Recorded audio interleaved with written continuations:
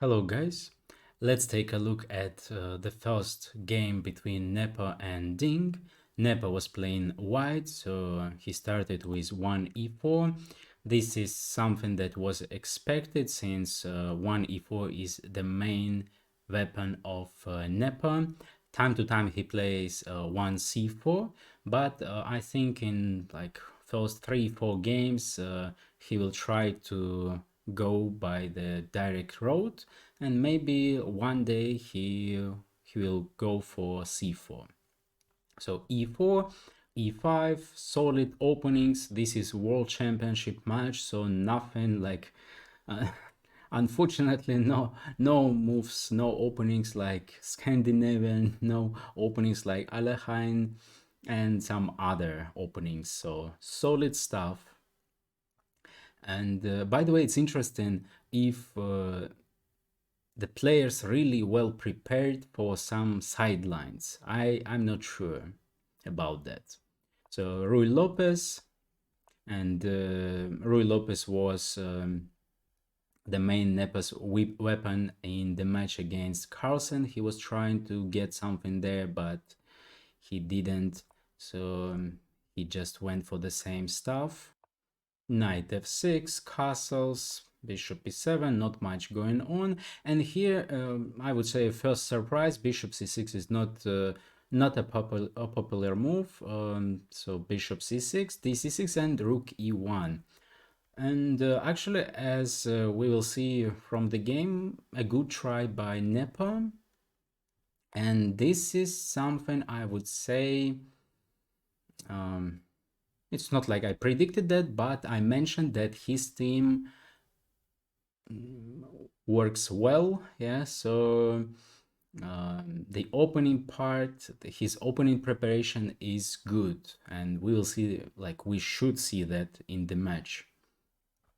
So bishop c6, d6, rook e1, just protecting the pawn, since if knight e5, then black could just take the pawn on e4, nothing interesting for black. Rook e1. Now the e5 pawn is hanging, so black should play something like knight d7, just protecting the pawn, and d4. I wouldn't call this as a typical stuff for all these positions after bishop takes c6, especially if we talk about anti-Berlin. They usually try to go for d3. However, if we talk about exchange Rui Lopez, then d4 is like the main move there, yeah. D4, e d4, queen d4, castles. And I think before moving forward, I should mention here that what is the point of white's play? I think it's about having a simple position, first of all, and the point is pawn majority on the king side. Yeah, 4 pawns versus 3 pawns. So,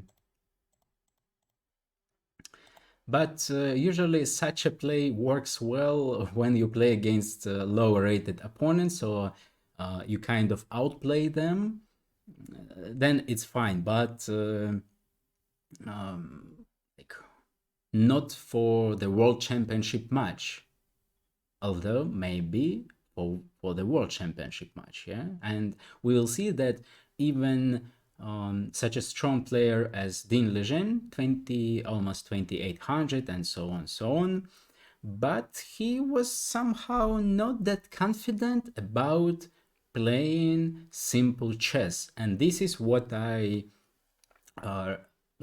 what I teach my students, and not only students, but also this is like I give it on my streams, for example. Yes, as a concept that playing simple chess, actually it doesn't mean that you play for a draw or you don't want to fight. You actually go by your own way, just outplaying opponents. And playing simple chess, it doesn't mean that it's easy for your opponents um, to escape. And this is what we'll see in this game, for example. So bishop f4, just developing the bishop, but for example, not knight c3, I think, since bishop f6, and there is no e5 here, since e5, knight e5, a nice tactics for black. There is intermediate knight f3 capture. So bishop f4, knight c5, queen moves to e3, bishop g4. Not sure if it is the best move. In all games in this position, black played knight e6. So okay, bishop g4, knight d4, queen d7, knight c3, rook a d8. And here I think it was a critical moment, like first critical moment of this game. Actually, knight c3 was, we can say, was the first moment when Nepo spent some time, since previously it was like more or less fast play, more or less, and on knight c3 he spent 20 minutes. While Ding also spent some time, so for sure for Ding it was unknown position, he played on his own, and here it was a surprising move, h3. It would be interesting to know if Nepo thought about move or like didn't consider it at all, since move looks to be weird. And the point is, one of the points, for example, there is no just bishop takes h3, then it's rook a d1, and it's +3 or +4 for white. Another incredible point, that queen takes d4, which seems to be a logical move. Oops, and black is lost. Can you imagine that? Such a nice trick. For example, if queen e3, then intermediate check, and both pieces are hanging. And if black tries something like rook d5, then we just take on d5, and still a lot of black pieces are hanging, so black has no way to protect everything. And it's funny that the best move according to the engine here is rook e8. And what I like about h3 move, it's not even that like it's a hard move to consider, but what is interesting that black has some like 4 or 5 options here, and so they have black has a choice here, yes, and it's not that obvious. For example, rook f e8, it's a hard move to make, yeah. While there are some other options, of course, like bishop h5, but then it's already could be knight f5, yeah, later maybe queen g3, attacking the pawn on g7, pawn on c7. So h3 is, yeah, it was interesting, but a hard move, obviously, to consider. So in the game was knight f5, black could take on f5, but he decided to play knight e6, knight e7, queen e7, bishop g3, and this is a good position to play against like lower rated players, since white has 4 versus 3 pawn majority on the king side. Overall, white is good. Also, another thing to mention, that black's pawn majority on the queen side is useless, since black has double pawns. Also, another interesting thing, that the c7 pawn could be a problem for black, since bishop from g3 always attacking that pawn. So what happened later? And as I mentioned, it's like really would be like, I think Nepo would beat like easily somebody with let's say 2600, 2650. He would beat easily, like just by hand. Like Nepo plays quite fast usually, and so he would like, okay, this, okay, thank you for the game, go home. But this is the World Championship match, so it was not that easy. Bishop h5, f3, f6, yes, some preparation. Finally, rook a d1. Previously, he didn't, like, he was not in a rush. Okay, first of all, f3 is necessary, otherwise we couldn't play rook a d1, f3, f6. Rook a d1, he could start with rook a d1, but probably rook takes d1, then rook d8. So there is no rush for white about doing that. And finally rook d1, b6, a3. Yeah, and yeah, rook d3, c5, queen d2, and c6. Looks a bit weird. But I checked with like more or less normal engine, and during the game, Dink was, let's say, he was safe. I don't think he enjoyed the game. I don't think he enjoyed the position, but he was safe. It was no moment when he was really close to some serious problems. So c6, still c6 looks weird. Yes, it's like you have, like, basically speaking, these pawns placed on the right squares. However, you see later it could be an issue if we imagine this position without knights and white queen somewhere on f4, and white could just take like one by one, like bishop c7, bishop b6, bishop a5, or bishop c5, so just like in checkers. So c6, and that's why probably he wanted to move away the pawns from the dark squares. Rook d8, knight d8. Yes, since if queen takes d8, then black is just lost. Bishop c7, the game is over. Knight d8, and now queen f4. White has some ideas of, like, depending on the situation. So b5, queen b8, threatening bishop c7. That's why king h7. And here white could grab a pawn, and it's not that clear why not to do that. Of course, one could say that black has a good compensation. Let's say knight d4, forcing white to take knight d4, cd4, and this position, yeah, it's hard, like really hard to win here, but a good expression. Pawn is a pawn, yeah? So white is a pawn up, and yeah, there is some advantage. However, probably it's not enough for something like to win a game, unfortunately. But what happened in the game after, like, bishop d6, queen d7, like if bishop c5, this is actually what I didn't check. Why not? Why not to grab bishop c5? Probably what? Probably queen d2.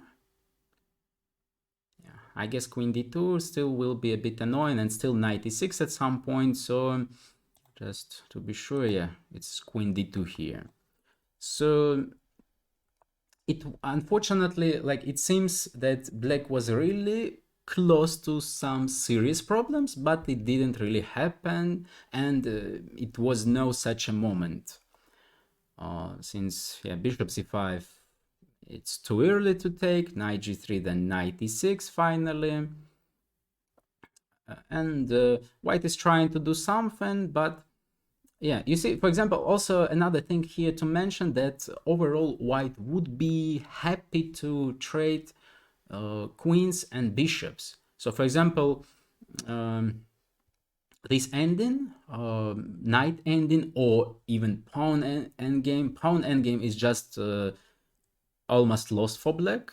Most probably it should be lost, since for white it's easy to create a passed pawn on the king side, while for black there is no chance of creating a passed pawn on the queen side. But unfortunately for white, nobody gonna trade bishops. Like queens, yes, this is what happened in the game a bit later. So Nepo was trying to do something, but it was like good thing for black that it was no difficulty about trading the queens. Yeah, since white doesn't really want to move his queen somewhere to a6 or b6, and it's also there is a threat of g6, so queen b8 is kind of forced to still keeping an eye on the bishop on d6. Yeah, so protecting the bishop. and queen d8, and finally he was forced to take. And so you see, this is what often happens. Like, I know this feeling. So what I mean, here I mean that let's say he saw bishop c7, knight e6, bishop a5, and he decided that it's not enough. And most probably he's right about that, since it's most probably that's not enough to win a game. And so, but if he played this game against somebody 2600, he would just go for bishop c7, knight e6, bishop a5, taking that pawn and maybe converting it.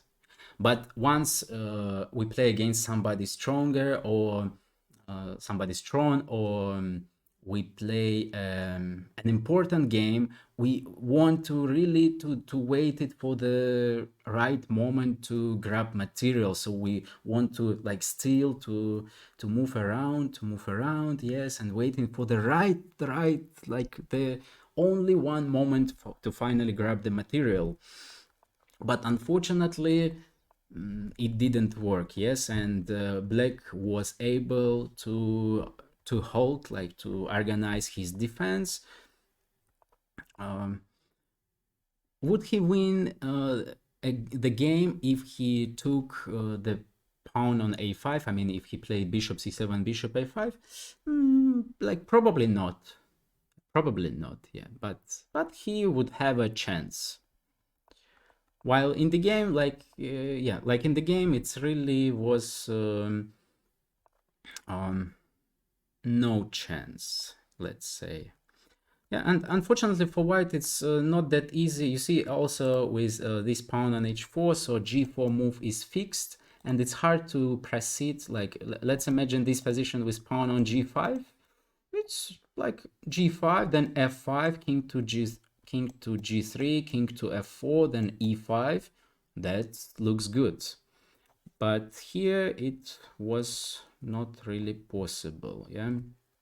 And so not much to say here. It ended just in a draw, yeah, after some, okay, still like not knight d3 alone, e6, and who knows, just king f6, king f7 first, protecting the e6 square, since there is no rush for black, and they just traded some pieces, and that's it. So what is my impression from the first game? Just nothing changed, as I predicted, as I told you, that Ding is somehow not that confident in the beginning of tournaments, and today it was, I would say it was the same. Just luckily for him, position still was it was enough resources to hold. While for Nepa, it was already like kind of touching this, oh, okay, seeing somewhere, oh, I see a win, or I see some, like, I see it, but it still was like, it still was a bit far. It still was a bit far, like not really touching it with his hand. It's just like seeing it somewhere.